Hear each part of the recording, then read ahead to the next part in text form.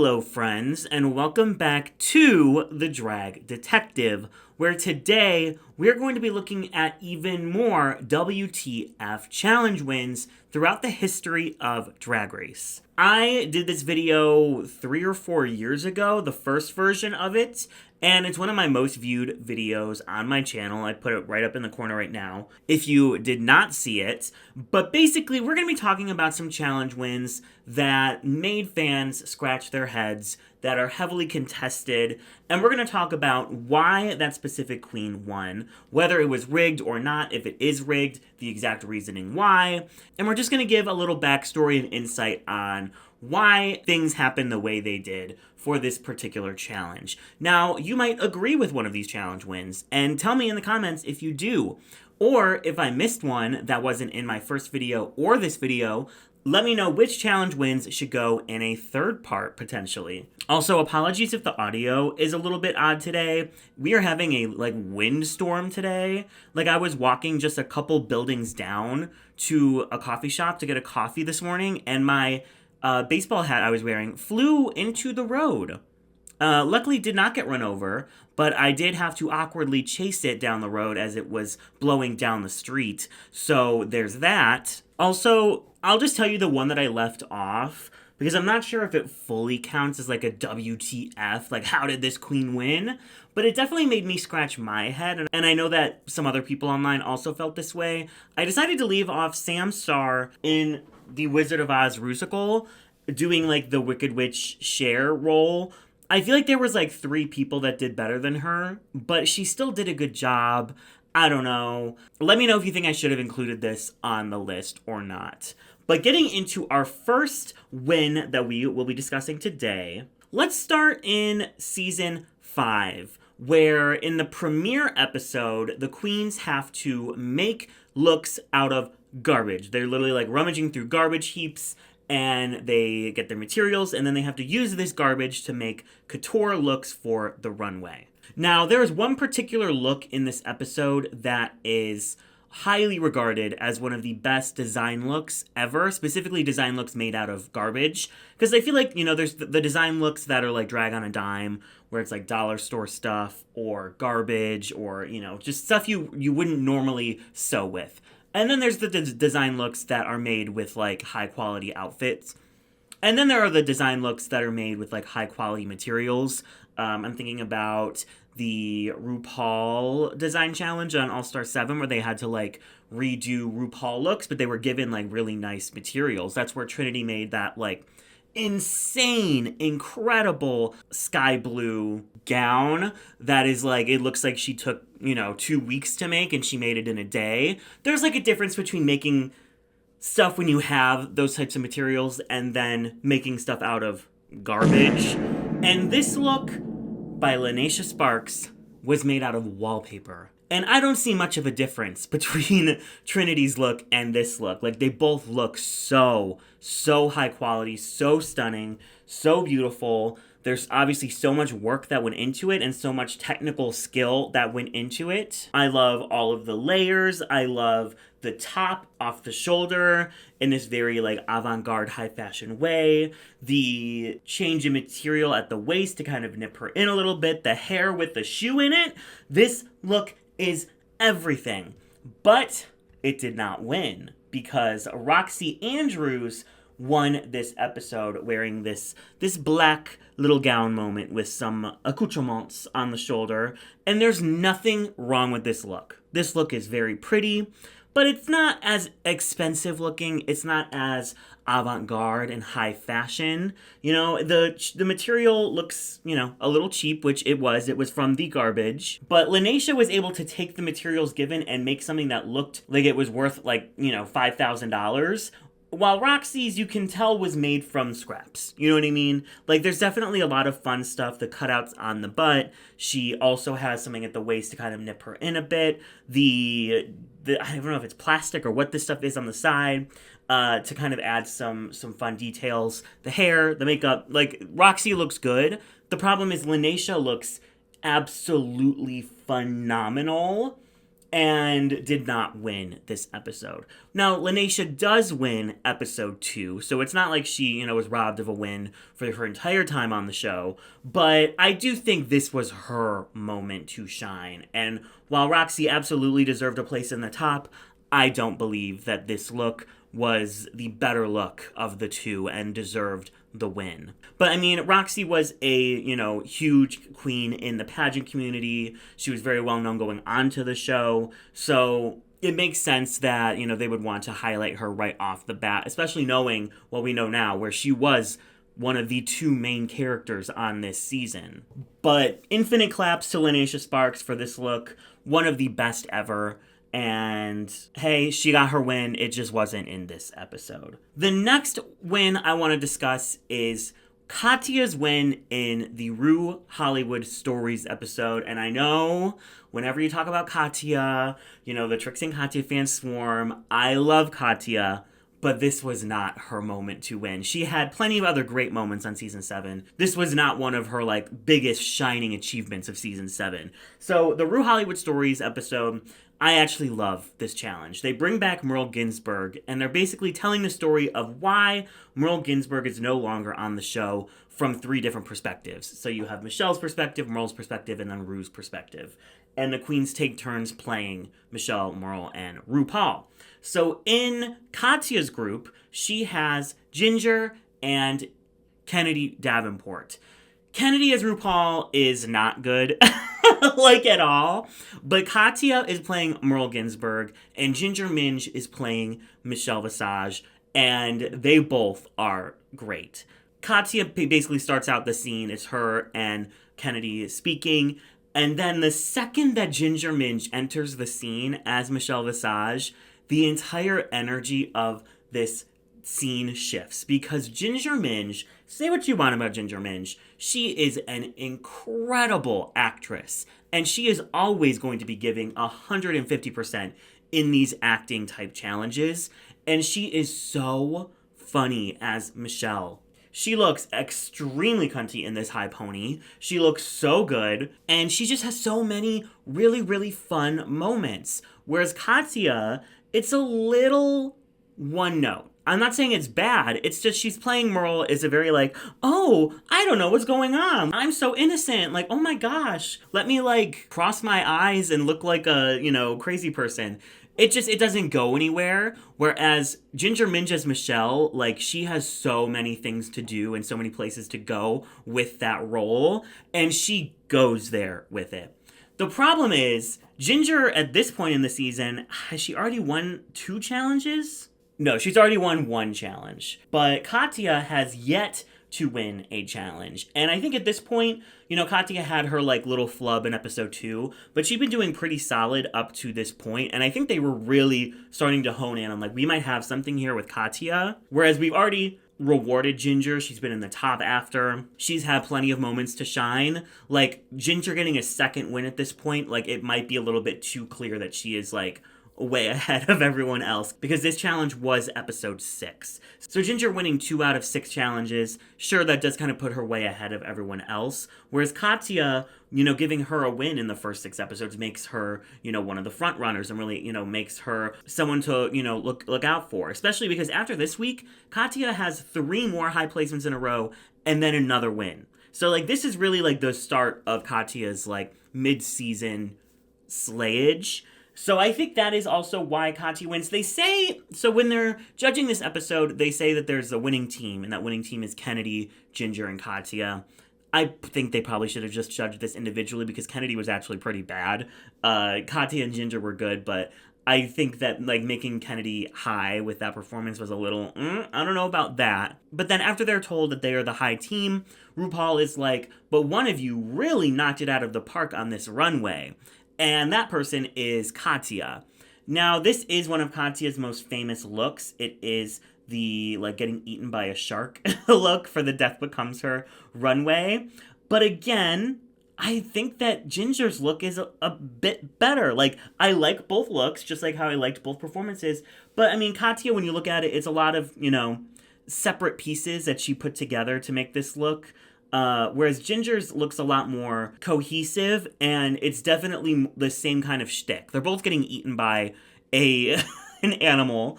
And I just think that Ginger's, the way that she did it with the blood and like the blood necklace, and wearing the bear as a coat, I just think that her delivery was a little teeny bit better. But again, I know that I'm playing with fire here because, it's Katya. But I think Katya did a great job. I just think that this was Ginger's win. Like, I think that Ginger was the clear standout in the challenge. And I think that her runway was like a skosh better than Katya's. And I remember rewatching this challenge for the Riggery of Season 7 video and being like, oh, this must be Katya's like huge breakout moment. I think she gets her first win here. And then I watched the challenge and was like, Katya was fine, but Ginger was everything.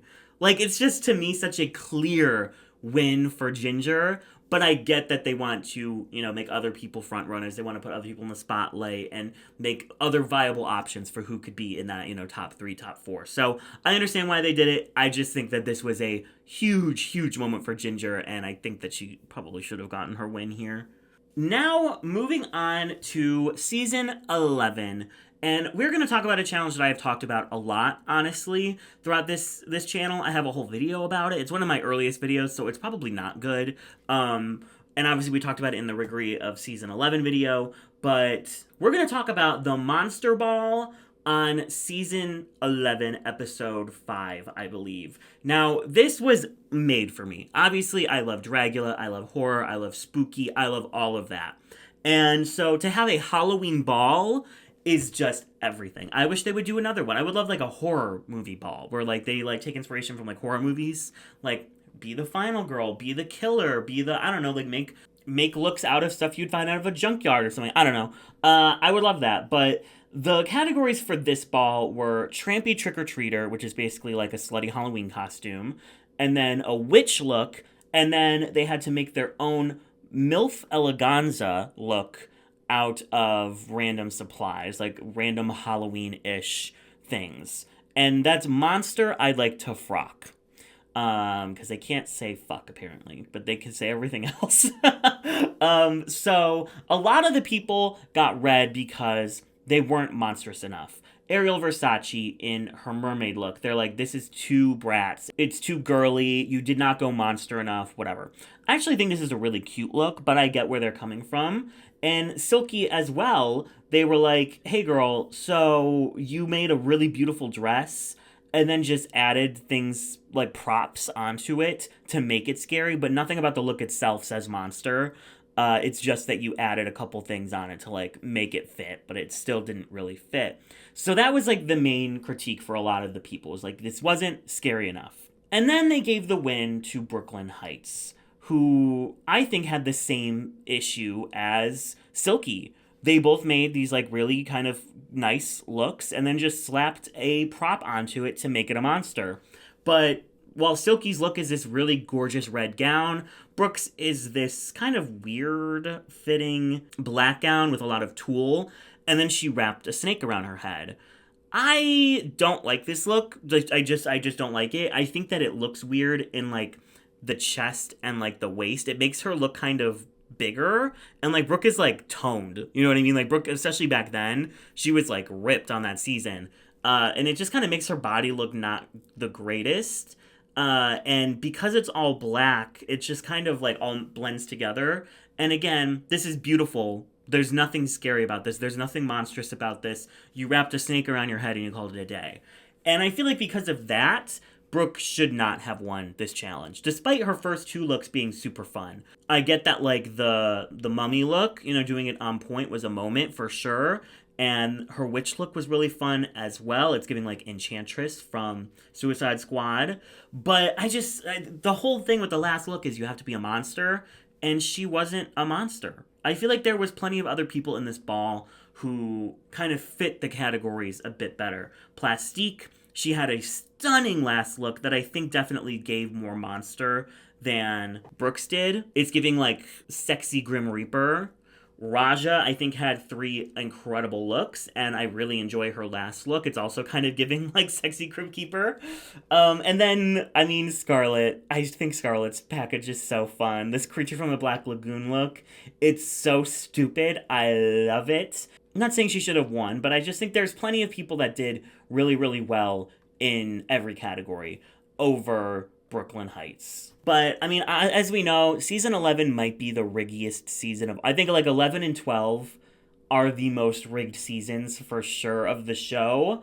And I think that they were really just trying whatever they could to make the people that they liked the most get to the end. That's why you have Evie in the top this episode, which she has one really good look with the witch, and then one okay look with the, like, funny dinosaur. And then the look that she made is just bad. So why was she in the top, except that, hey, you're the spooky girl and it's a spooky episode, so let's, prop you up. When really, like, this could have been, like, a low moment for her, because they're like, this is what you do best, this is what you're known for, this creepy, kooky drag. Where was the creepy, kooky drag? So, yeah, this episode is just, I've talked about it in depth already, and it's just judged very poorly, and I don't think that Brooke should have won. I also want to highlight in season 11, I guess this is a little bit breaking the rules, but this is about me looking at a challenge win and going, what the fuck, right? Well, this one is me looking at the lack of a challenge win and going, what the fuck? Because in the season 11 top 5 episode, Queens Everywhere, it is the Rumix. We have Silky, we have Evie, we have Brooke, we have Vanjie, and we have Akira. And they do one of the best verse challenges ever with Queens Everywhere. It's so good. I love the music video, how they're, like, going to the different parts of the club, and they just randomly put Silky in the bathroom. That's crazy. But unlike the previous verse challenges, which they've done at the top 4, they will usually have everyone lip sync, and then they'll either cut someone or not cut someone. Or I guess in seasons 9 and 10, they didn't cut anybody, because they just moved on to the finale from there. So that was the precedent previously. And then this season, they switched it up because they did it at top 5, and they had a bottom 2. And for me, if you have a bottom 2, just give out a challenge win. And this very, very, very clearly should have been Evie's second win of the season. And I think it would have really given her some good momentum going into the finale, because going into the finale, she was kind of written off because she only had 1 win. Brooke had 3, Akira and Silky had 2, and Evie had 1 shared challenge win with Scarlet Envy all the way back in episode 2. And so despite her having plenty of weeks in the top since, she'd never had that, like, moment since to, like, really be in the spotlight. You're the winner of this week's challenge. And that's what really makes the fandom, like, look at you. Like, you can be in the top a lot, that's fine, but, like, it's the wins that really make people think that you could win the whole thing. So Evie only having, as some people would say, half a win going into the finale was not the best, and made people kind of shit on her a little bit when she did win the whole season. But she very clearly should have had some other wins, and this was one of them. Like, she ate the Queens Everywhere. The crab walking, the flips, the look, the verse, everything about this was great. She had a fantastic look for this top 5 episode. And I think it would have been a good moment for her to get her second win here right at the end. And then she's tied with Akira and Silky, and it's not a big deal if she wins the whole thing. So just kind of crazy that they didn't give out a win here. But they did fix it the next season when they did this again at the top 5, and they gave Gigi Good the girl group win. So at least they, like, listened that, like, hey, if you're going to have an episode with the bottom 2, you should definitely also have a winner. Up next, we are jumping to season 13, for one of the most controversial wins of all time. And it is the Bag Ball, which was won by Gottmik. Now, okay, I don't disagree with this win as much as other people do, but I do get where people are absolutely coming from, so I'm gonna include it so we can get into it. The reason why I'm a little bit less high on Utica winning this episode over Gottmik is because of the first 2 looks, which is directly contradicting what I usually say, so I will call myself a hypocrite. But looking at the first 2 looks for this ball, the first category is mixed bag. It's basically just, like, make a look based on, like, a bag pun. So Gottmik does body bag and Utica does doggy bag. Utica's look, super high fashion, super fun, love it. Gottmik's look, obviously spooky, scary, horror, gory, love it. Absolutely obsessed with this look. And then the second look is Moneybags, which is basically just like executive realness. And Gottmik is wearing one of my favorite looks to ever hit this runway. It is so chic. It is so cool. Everything about this look is like making me salivate. Whereas Utica's look is fine. It's whatever. I actually don't like it that much. But the third look, the bag ball eleganza, where they are given a bunch of bags and they have to make a look out of them. Gottmik's famously was thought to have been scraps and thrown in the garbage by production, and they had to fish it out of the garbage for her on the day where they were getting ready, which is, crazy. And people really don't like this look. I like this look. I think it's kind of fun. I like the stuff going down the leg. I like the strappiness. Could there have been more? Absolutely. But I like the look. But Utica's look is clearly one of the best design looks of all time. She made this out of sleeping bags. She's using all of these clashing patterns, but somehow it works. Like, everything about this, the makeup, the wig choice, the tights, the shoe, this is perfect. It's beautiful. So, usually what I would say is whoever has the best final look should win the ball. Or, like, I judge it like the first two looks are 25 points each, and the third look is 50 points. And Utica would have gotten all 50 points for this. So even though I don't like one of the looks that she did wear, I completely see why she should have won this episode over Gottmik, who, while the first two looks are like flawless, 10s across the board, there could have been more to the final look. So I will say this is a WTF win, even though I am definitely higher on Gottmik and her looks in this episode. I think with time, I've understood where people are coming from and why they believe Utica should have won. And I can say I agree. I agree that Utica probably should have won this episode. So now moving into season 14, we have two challenges to talk about. One is one that I'm not like 100% sold on. I don't know how much of this is just like my personal bias, but I've heard other people say this as well. So we're just going to throw it out there.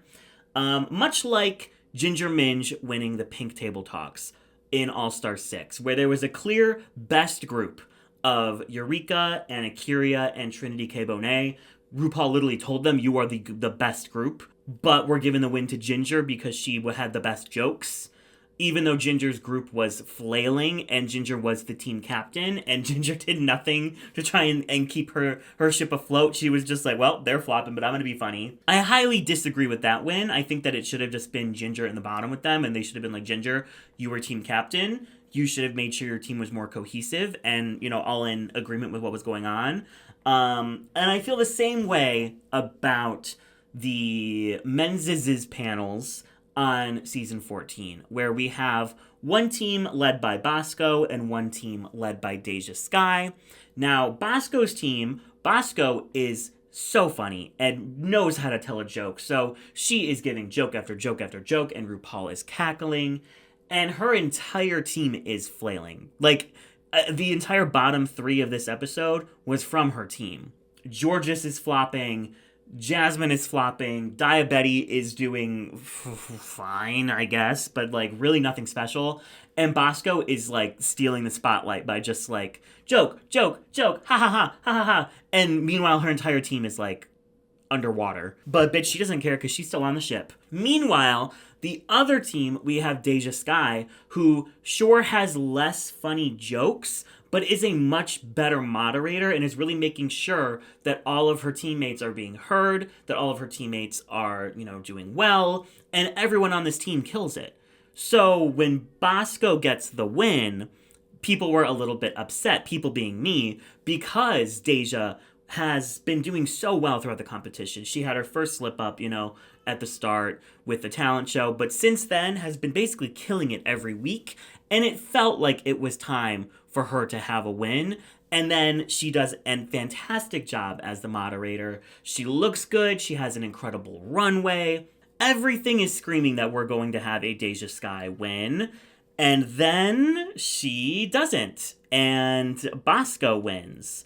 Which, even just looking at the runway, Deja has the best runway of the week. It's shoulder pads, and she has this super, super fun look. It's campy, it's exaggerated, it's everything you love about Deja Skye. There's that glamour element. And then Bosco is wearing a coat. And, is it a nice coat? Yeah, I really like the coat. I love the glasses, I like the wig. But it's nothing that I will remember, you know what I mean? I had to look and be like, okay, what did Bosco wear this week? Whereas I fully remember that Deja wore that iconic, oversized Chanel shoulder pad look. So, when it comes to the challenge, when it comes to the runway, this was Deja's moment. But because RuPaul really likes Bosco's humor, Bosco got the win. And I think that Deja could have gotten 2 challenge wins in a row, with this and with Snatch Game. And she was in her bag in this moment in the season. So I think that Deja deserved better here. We also have the top 5 remix. And this is one that, I literally forget sometimes who actually won this. Because in my brain, I've rewritten history to where Diabetti won. Because, the whole episode is setting up Diabetti to win this episode. Michelle Visage is like, Angie, you should, crawl on the ground. That'd be so hot. And then Angie doesn't. And Dia is like, Angeria might not be listening to all the notes, but I'm listening to all the notes. And then she does it. And Michelle is like, ooh, very impressive. She then gives one of the best verses, honestly, ever. I think Diabetti's verse here is so good. It's so catchy. She looks so hot in the music video. She has such a good runway here. And Lady Camden also does a good job, but it just didn't feel like, I don't know, her moment. Camden had won, I think, 3 challenges, or maybe 2 up to this point, whereas Dia had only won 1. So for Dia to have this, and she just was in the bottom. So for Dia to have this huge moment at the top 5, it was just amazing. And then Camden gets the win, and it's there was just no indicators in the episode that that was going to happen, because this really did feel like Diabetti's moment. And I still to this day in my brain, if you ask me, oh, who won Catwalk? I will be like, oh, Diabetti. And then have to think a second to be like, oh, no, actually it was Lady Camden. Just kind of a random one. Moving on to season 15, we have a challenge that I think everyone collectively scratched their heads at. And it is when Aura Mayari won the Old Woman Girl Groups episode. Which, okay, so this is kind of a weird episode because they're asking them to do something very specific. It's do a girl group as an old lady. And a lot of people, I think, missed the point of this challenge, which was to be stupid and campy. And you had a bunch of people, especially in the R&B group, that were giving cunty. They were like, oh, let me do some splits and some flips and some dips and some all of this as old ladies. And it's no, we just want to see some old ladies. So the country group did fantastic because they were just all old ladies and they were leaning into the comedy of that. And then you have the rock and roll group, which I think was the funniest because you have a bunch of rock and roll grannies. It's iconic. And Aura Mayari does a super good job, a really good job, which was good because for the first half of the season, she had just not been, I say first half, this is episode 6. For the first 5 episodes, she just had not been giving much, and she'd been in the bottom 3 already. And so for her to do super well and lean into the comedy of this was a great moment.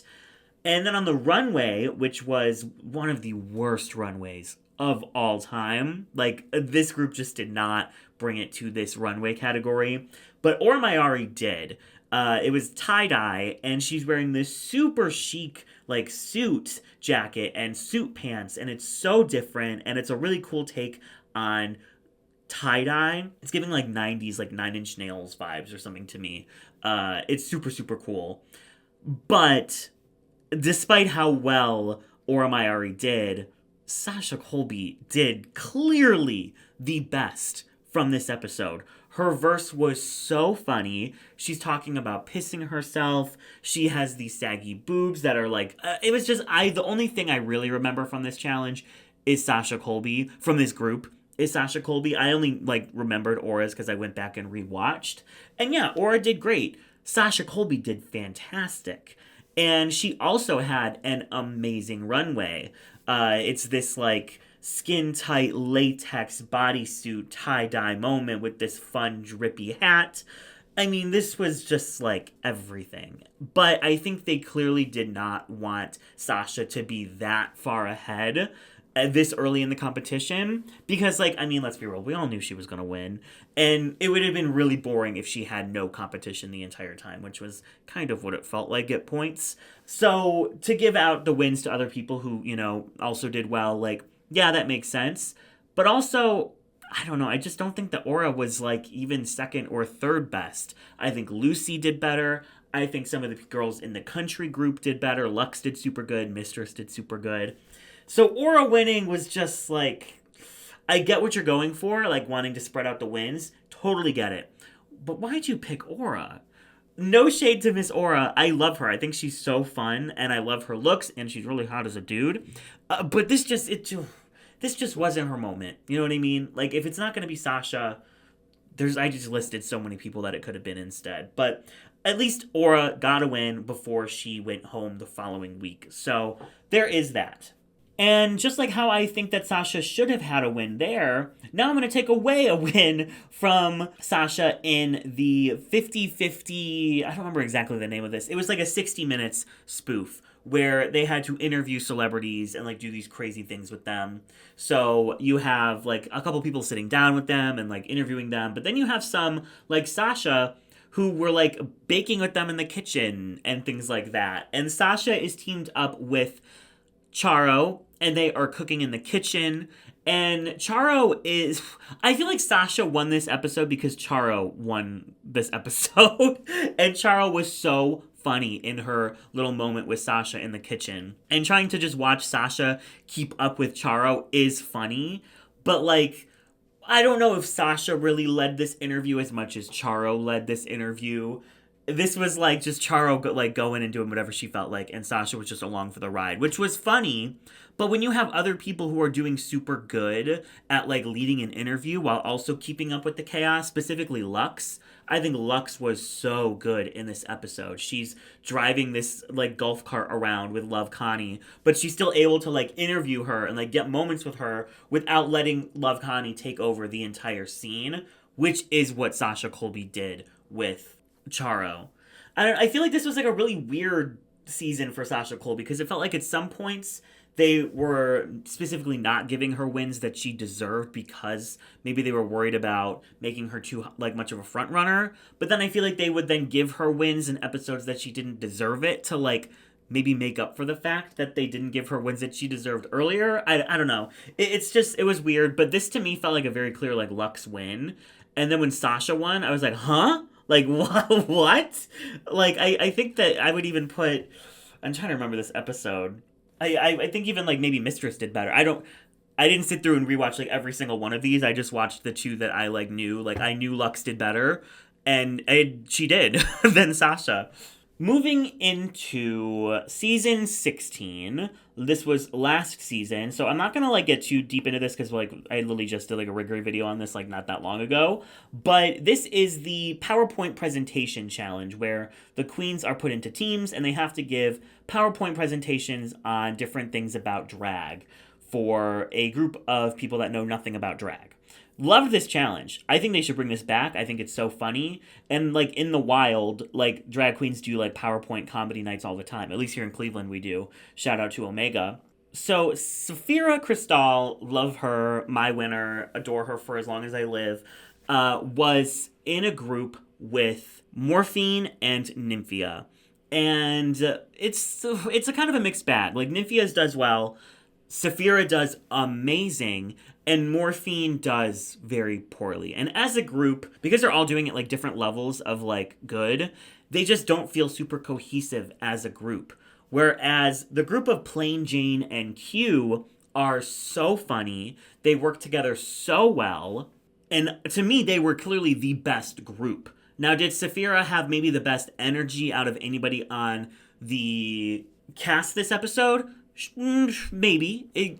She was up there. But as a team, Plain and Q did the absolute best. And I do get why Q was upset that they didn't win. Because I really thought that they deserved the win. They worked together super well. All of their jokes landed. Super fun. But Rue and Michelle really, really loved Saphira's runway. This was the DragCon 1980s challenge, and they loved this look. And I also love this look, but I love another look a little bit more because I think Q's Keith Haring look is incredible. And especially for someone who earlier in the season had come out as HIV positive, for Q to then come out wearing this look, it was super powerful. And I loved this look so much. So, like, I get that they love Saphira's look, but I think Q had the best look of the week and had the best chemistry with her partner. So I think that Plain and Q should have won this episode. But Saphira, obviously my favorite queen on the season. If you listen to the podcast, when she lost, there was a chunk of my heart that shattered. And I don't think I'll ever truly heal from that. So it does kill me to say that maybe Saphira didn't deserve all her wins, but I truly think that Plain and Q probably should have won this episode. Now let's get into some All-Star ones. So All-Stars 8, we have RDR Live, which I believe this was the first incarnation of it. And I really like this challenge, but I get why people don't. But it's kind of like a hit or miss. Every year it's a hit or miss. That's kind of like real SNL, let's be real. There are sketches that are hits and they slap and they're funny, and there's ones that are not, and they're kind of cringe to sit through. So in this version of RDR Live, I would say there's more misses than hits, but there's definitely some really, really funny moments and some really, really funny people. Specifically, Mrs. Kasha Davis, who I think as this like butch lesbian was so funny. Cut to her runway, which, you know, isn't great. But it wouldn't be the first time that somebody won an episode with a bad runway. But there were plenty of other people who I think were so funny. Heidi, Darian, James Mansfield, Jessica Wilde, Jimbo. She did fine. She's playing this, like, slutty, I think it's like a lawn care provider with Jessica. And, like, low-key, I prefer Jessica. Like, I don't know. I think that they really wanted to highlight Jimbo right away and give her a win because if there were performance challenges coming up that, you know, she might not do the best at, if she had a win under her belt and the girls were playing fair, then she would be safe and they probably wouldn't send her home.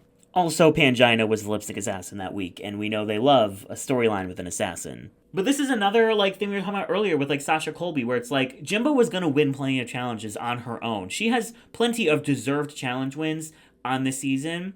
She didn't need this one as well.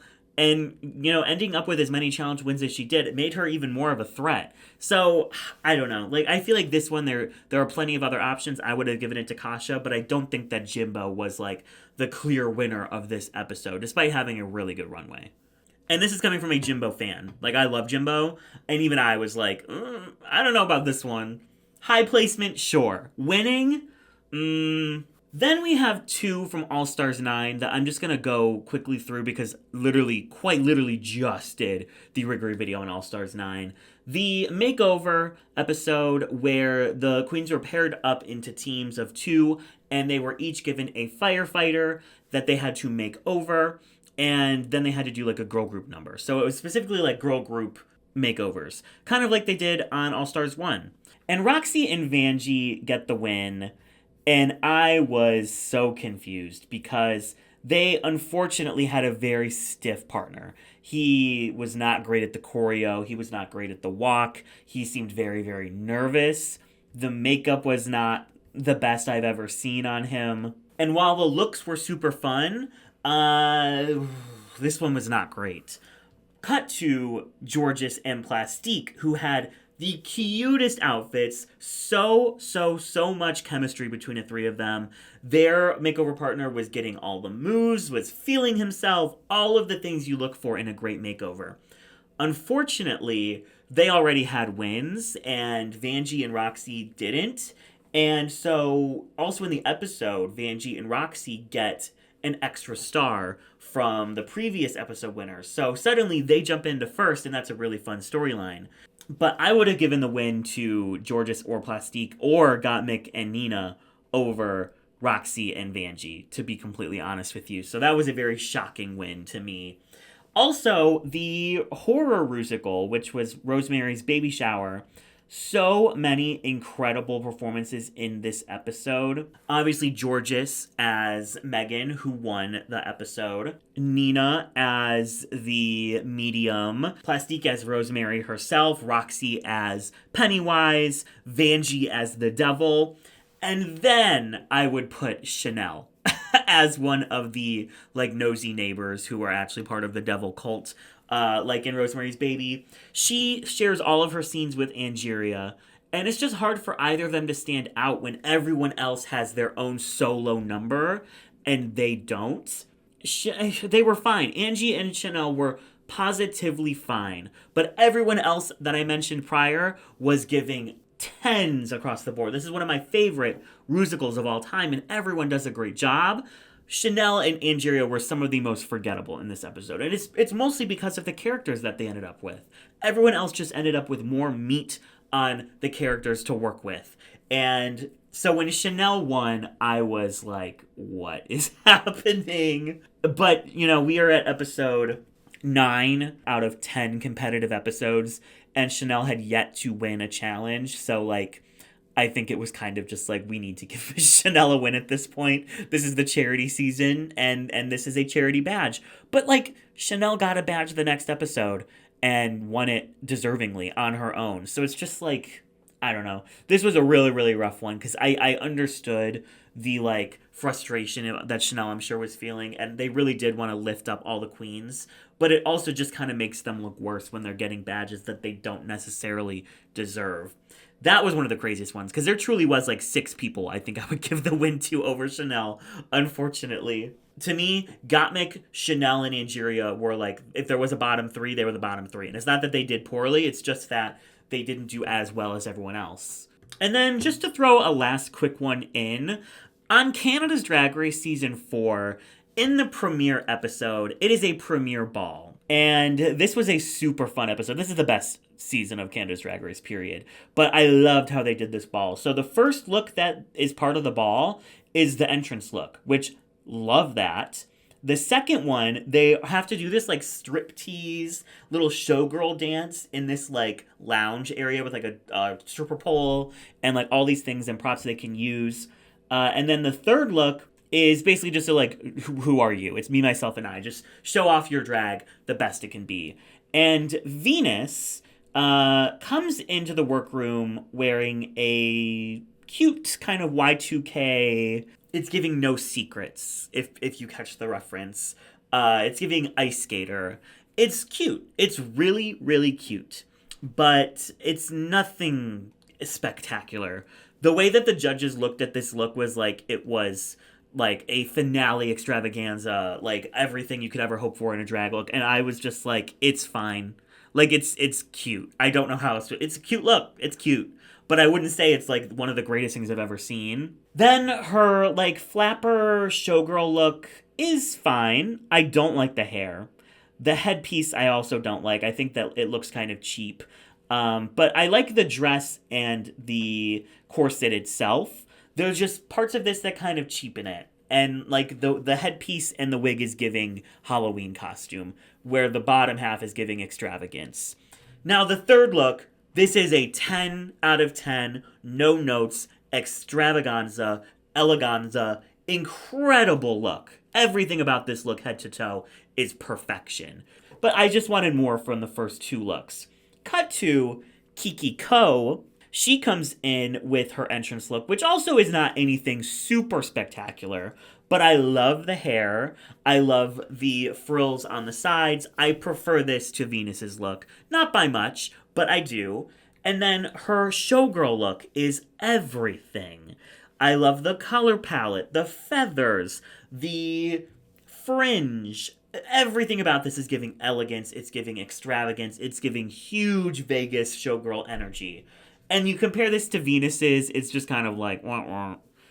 And then Kiki's last look is also incredible. I'd say this is 10s across the board, no notes. I love the shapes. I love the color palette. I love all the details. Everything about this is great. So when you look at the 3 looks that they each brought, I think that Kiki Ko had a much higher average overall in her looks. Even if, and I will say, Venus's red look is my favorite of these 6 looks, the first 2 just weren't that great, whereas Kiki's were. So I think Kiki should have been in the top 2 with denim this episode over Venus. And that is my last WTF challenge win for this video. So if you think I missed any, let me know in the comments below. If you disagree with any, let me know as well. Make sure you're listening to the Rigged Recap wherever you listen to podcasts, as well as Survivor Connoisseur versus Amateur with myself and Belat Boy as we go through every season of Survivor. Episode 3 will be coming out in very early April. And make sure you are subscribed to the channel. We just hit 80K. Thank you so much. I appreciate you all very, very dearly. And the links to all of my social medias are in the description down below.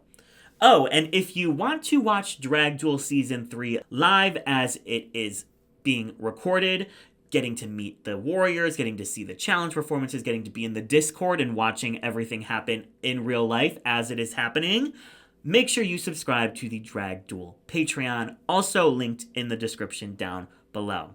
Thank you all so much for watching today, and I will catch you in the next one.